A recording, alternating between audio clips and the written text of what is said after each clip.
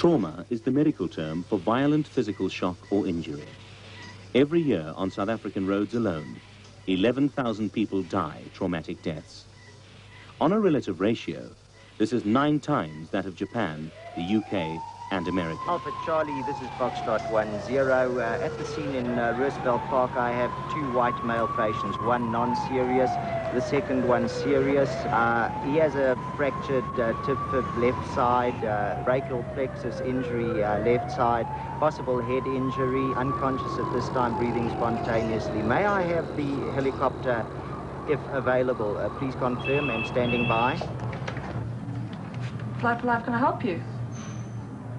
Yes, the helicopter is available. Corner of Marks and Juniper. Okay, and how many adults? 2. Okay, fine. Can you just hold the line while I just see if our helicopter is available to fly? Hello, helipad? Scotty. Hi, Katie, you got a call. Can you do it? It's to Roosevelt Park. It's on between Marks and Juniper. Okay, fine. Send them down. Bye.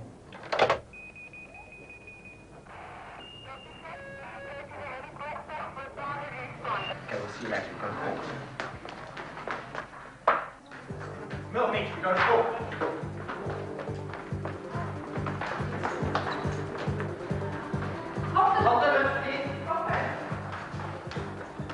During the Vietnam War, it was realized that there is a critical time period directly after injury.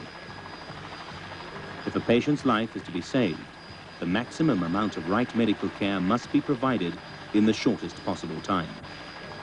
Although it's not exactly 60 minutes, this period has become known as the golden hour.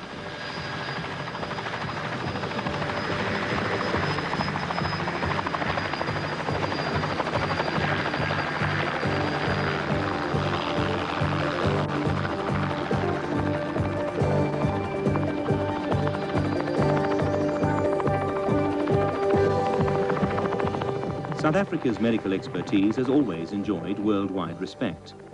With our recent dramatic increase in trauma fatalities, South Africans have become increasingly aware of the golden hour.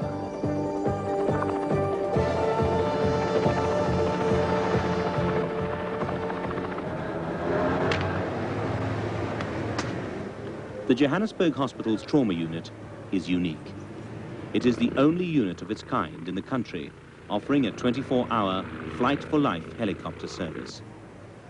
In the last decade, the golden hour has led to the introduction and acceptance of more sophisticated medical equipment and the advanced training of ambulance staff. The helicopter is an airborne intensive care unit, fully equipped to deal with almost any medical emergency.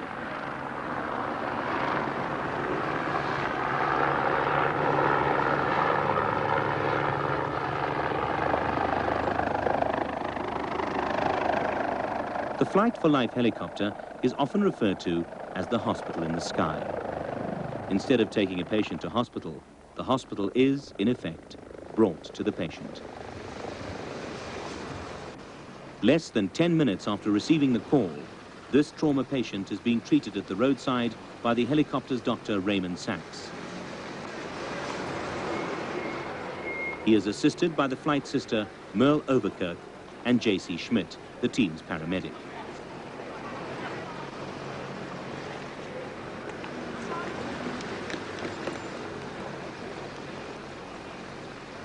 He's got no air entry. I want to intubate him, please. There are 3 danger peaks in trauma care. The first peak is the 20-minute period immediately after the injury. During this immediate peak, the patient could either suffocate or bleed to death. The medical team reaches the patient and stabilizes his condition at the roadside.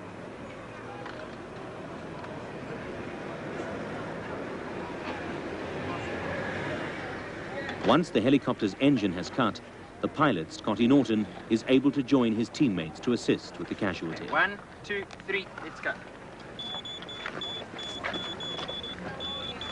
A lot of interference on the monitor. Okay. Okay, let's move slowly. Okay, pick up. Cut. Within only 10 minutes of landing, the patient is stabilized and ready to be flown to the Johannesburg Hospital. Meantime, at the accident receiving area, the necessary preparations are already in progress. From Accident Service 163, could you please bleep the following doctors for me? Dr. Fingelson, Long Range 538. In this area, 14 doctors and a number of nurses share the 24-hour workload. 6 doctors can be available within 5 minutes.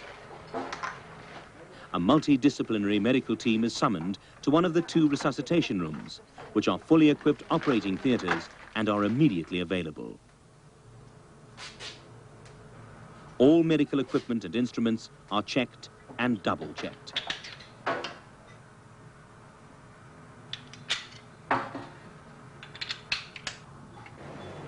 Back at the scene of the accident, the patient is loaded into the helicopter, attached to the life support systems and monitors, and prepared for the flight.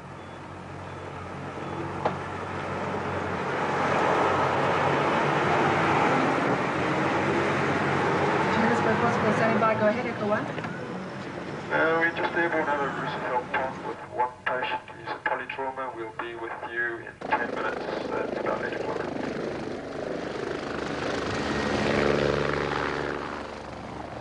Okay, Scotty, which helipad are you landing at? We're coming to the one outside casualty there. Please have everybody ready. Thanks very much. Johannesburg Hospital out.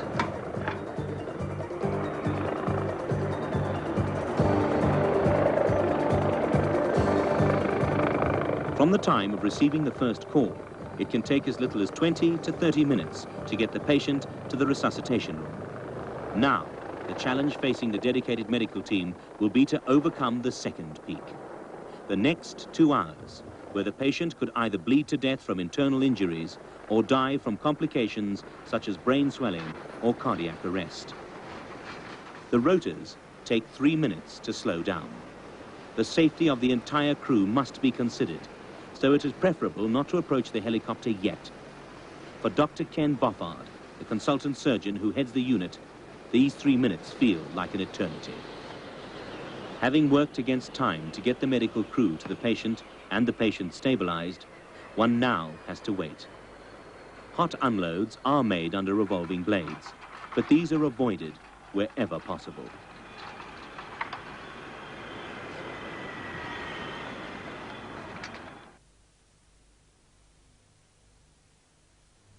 The under 40 age group than all the other causes of death combined in South Africa.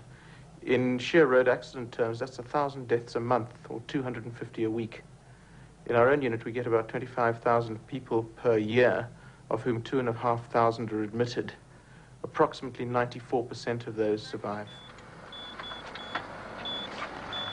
At this stage, there is no time for a lengthy examination, and so it must be assumed that the patient is suffering from any number of medical problems. The strength of this trauma unit lies in its integrated specialist team, who can, within the golden hour, anticipate the problems, rather than react too late to complications. The sooner the care gets to the patient, the better the patient will do.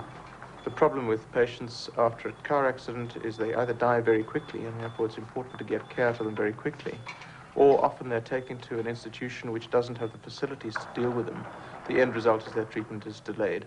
So the concept of the golden hour is to get the right treatment to the patient as quickly as possible. Knowing which is the correct treatment or procedure to follow requires a well-trained staff. The Johannesburg Hospital is in the unique position of having the ambulance training college attached to its trauma unit. The principal is consultant surgeon Dr. Campbell McFarlane.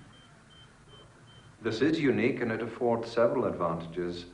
First of all, we have the staff of the trauma unit who can be intimately involved in the teaching of our students. The students themselves have access to the trauma unit as a right. And of course, we who work in the unit can see the results of our own training insofar as we receive the patients that our ambulance personnel have treated and brought to the hospital. And watch for the backflow into the back of the needle. The college offers a variety of professional courses, some of which are run in collaboration with the Witwatersrand and Pretoria Technikons. In 1988, we became the first country in the world to have students graduate with a 3-year national diploma in ambulance and emergency care. Okay, go, Sean.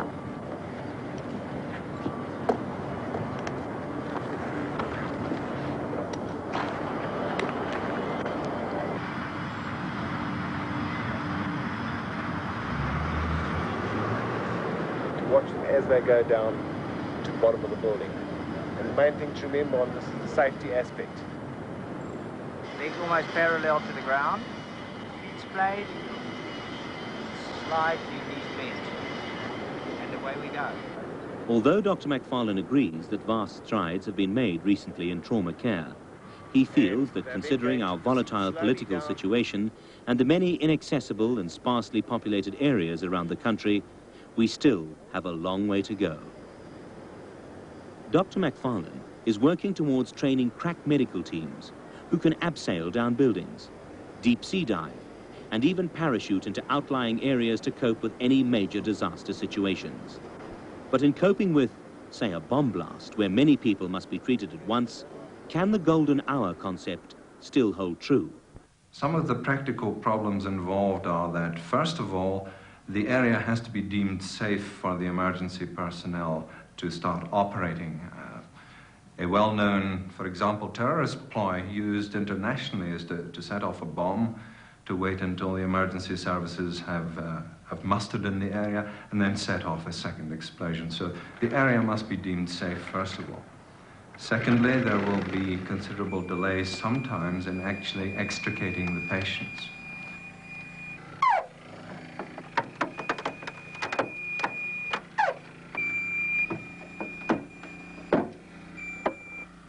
When faced with a major disaster, a plan automatically comes into operation, which involves not only trauma units countrywide, but also the police force, the army, and of course, civil defense.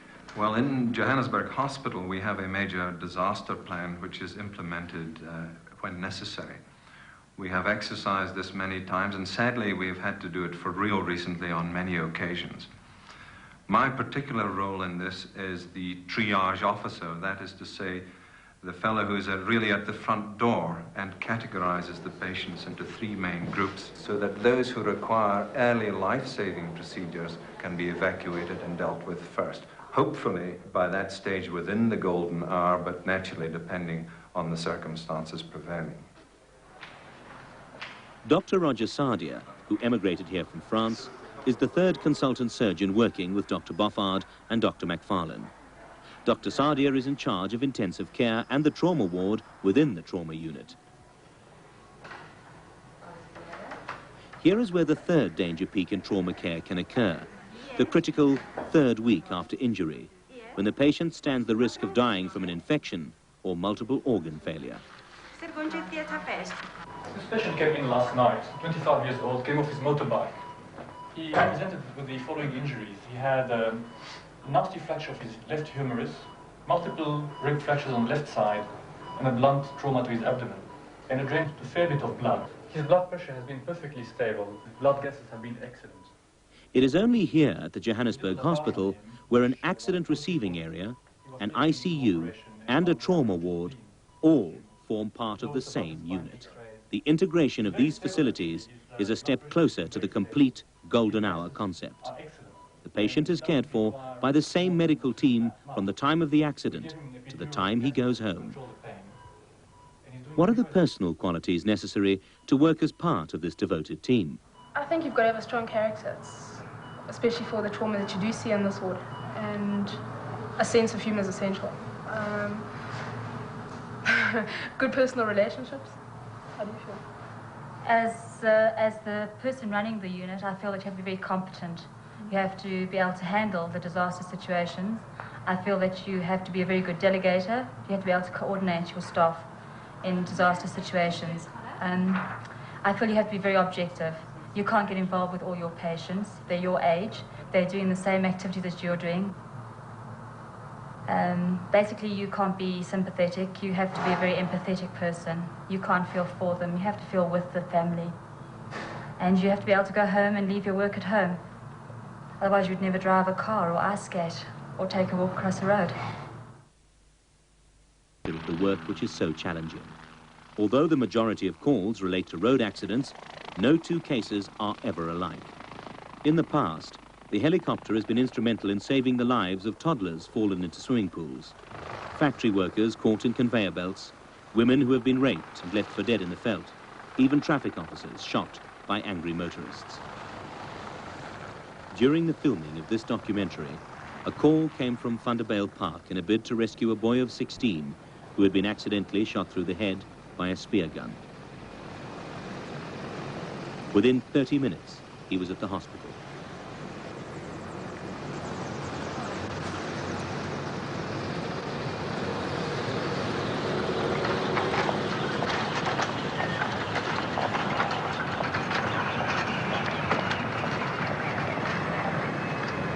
I think this one can help. We need help here. Right. Okay, you want the report? Got it behind you.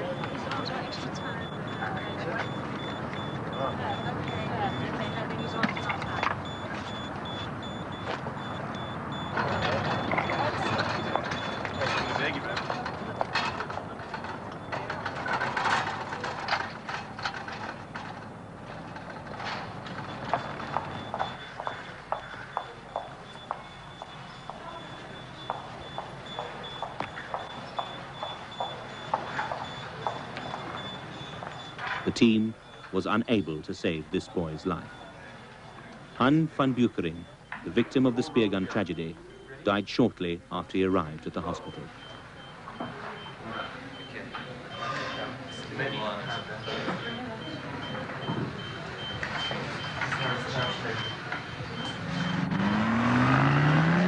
Although the trauma unit has its failures, there are many more successes who have miraculously lived to tell their tales.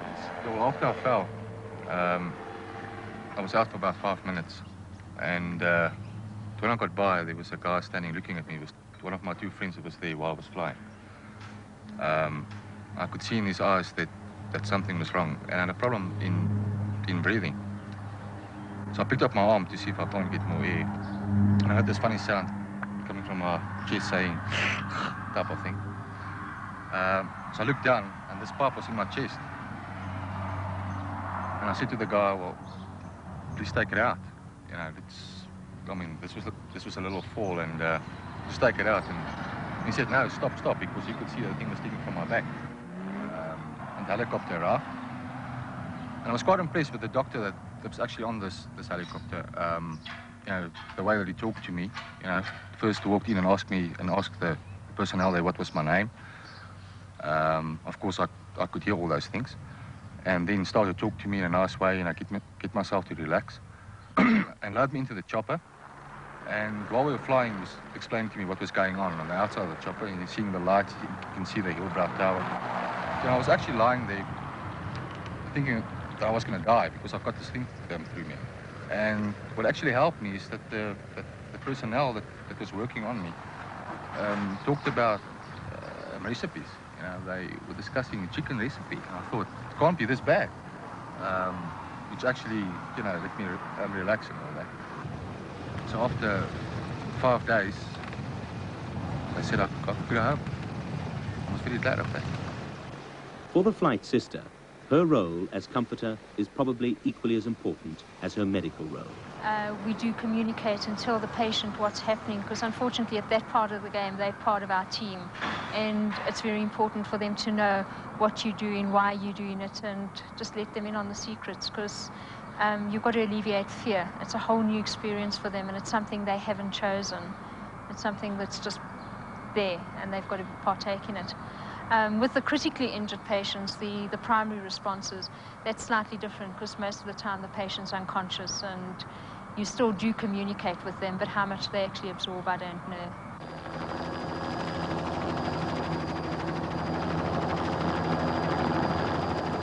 Unfortunately, the helicopter cannot act upon every call, and there are many factors which can prevent it responding. We got here at 7 o'clock in the morning, the heliphone rang. I knew it was a call because the second phone rang and the nursing sister was on asking whether we could fly to Boksburg, Benoni. And the mist was down on the trees here. There was no ways we would have been able to sneak out of here. And I just had to turn around and say, look, sorry, we can't do it. There is a hospital just down the road for them, but it's not to the same sort of standard as Johannesburg. And you just have to sort of shut your mind off to the fact that somebody's probably going to suffer as a result of not being able to fly. But there's nothing you can do. It's not worth risking a machine that's worth 2.8 million US dollars and 4 healthy people to respond to a scene like that, where the chances are the person is going to die anyway. So you are faced with those sort of decisions from time to time, and it's if you let it get to you, then you're all going to get morbid, you know, so you've just got to shut it out.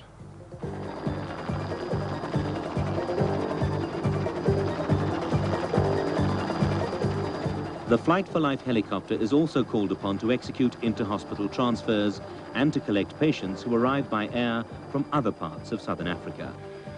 The trauma unit often responds to calls from Maputo, Swaziland, Zambia and Botswana, requiring South African medical expertise. Flight for Life. I'm afraid the helicopter's not available. No, the helicopter's on a transfer from Nelspruit to Johannesburg Hospital. Unfortunately, the chopper can only handle one call at a time. If the helicopter is in Rustenburg conducting a hospital transfer, there is no way it can respond to an emergency call from Witbank. Although a privately owned backup helicopter is sometimes available, it takes time to equip and mobilize. During 1988, the helicopter flew 700 varied missions. It probably saved the lives of 50 car accident victims. It is estimated that in terms of the country's resources, a single road death means 250,000 rand lost to the country. So the helicopter service saves the taxpayers over 12 million rand a year. With only one helicopter in full-time service, is it possible to practice fully the golden hour concept? And are we doing everything we can to save the lives of South African trauma victims? No, we're not. Obviously, there are other helicopters which can be used for medical transport. But the Transvaal Provincial Administration's Flight for Life helicopter, which we operate, provides the only 24-hour medical service throughout the whole of Africa. The Federal Republic of Germany has approximately 36 helicopters. No one is further than 7 minutes from a helicopter. We need, because of the poor logistics in the countryside, to provide a network of helicopters to cover the whole of South Africa. Last September, we had 63 calls. Sadly, we were only able to service 47 of them. We lost 10 calls because the helicopter was already out servicing other equally ill people. That's 20% of our calls are now lost as a result of inadequate aircraft. At the end of a long day, Dr. Sachs, still wearing his white coat, helps to get the helicopter into its hangar. Although it does fly after dark, the landing area must be well lit and wide open so that there is no risk of an accident. Local communities throughout South Africa are encouraged to provide for these areas. With a sense of pride, the unit's staff puts the chopper to rest for the night. This is no ordinary helicopter. It is a valued member of the team. For the moment, at least, there is time to slow down and relax a little. In 5 minutes, they could be airborne again, on their way to a patient who needs them within the golden hour.